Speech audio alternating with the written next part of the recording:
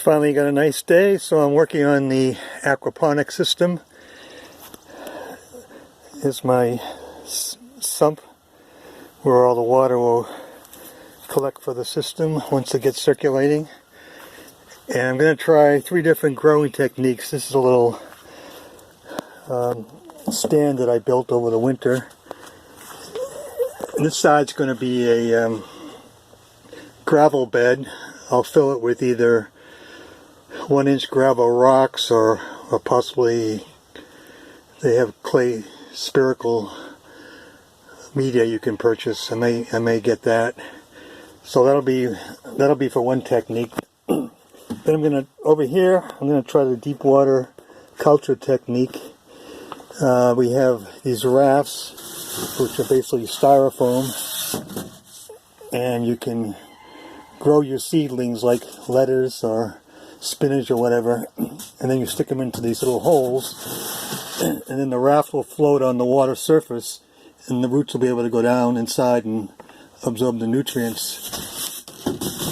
So that's going to be experiment number 2.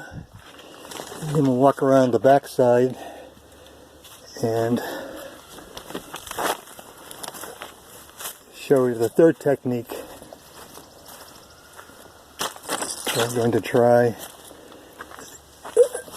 This is a wicking, it's called a wicking bed, and I'm going to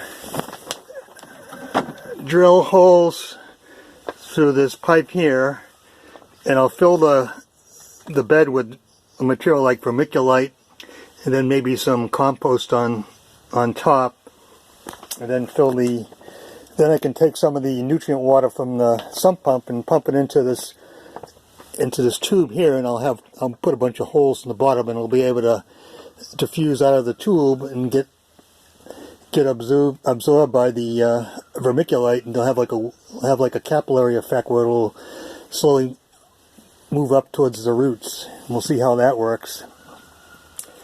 This is a fish tank here. I'm working on that. Fish tank is going to supply the nutrients. The fish waste has all the nitrogen-based nutrients that kind of power the system. So I'm going to set that up to, it'll flow out, the water will flow out of the fish tank, and we'll pump up some of the waste material. It'll go into this filter here, and this is called a swirl filter, and it'll allow the heavy stuff to settle out the bottom, and then I'll have a stand up here, and it'll drain into the sump to supply the grow beds. And then every couple of weeks or so, I'm going to purge some of the materials from the bottom of here into this, it's called a mineralization tank, and then I'll aerate that for about 24 hours or so, 48 hours, and that'll release more of the nutrients so that I can put that back into the system.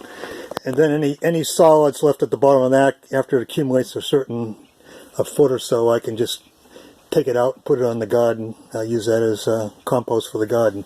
So it should be a complete little ecosystem. We'll see how it works. But now back to work.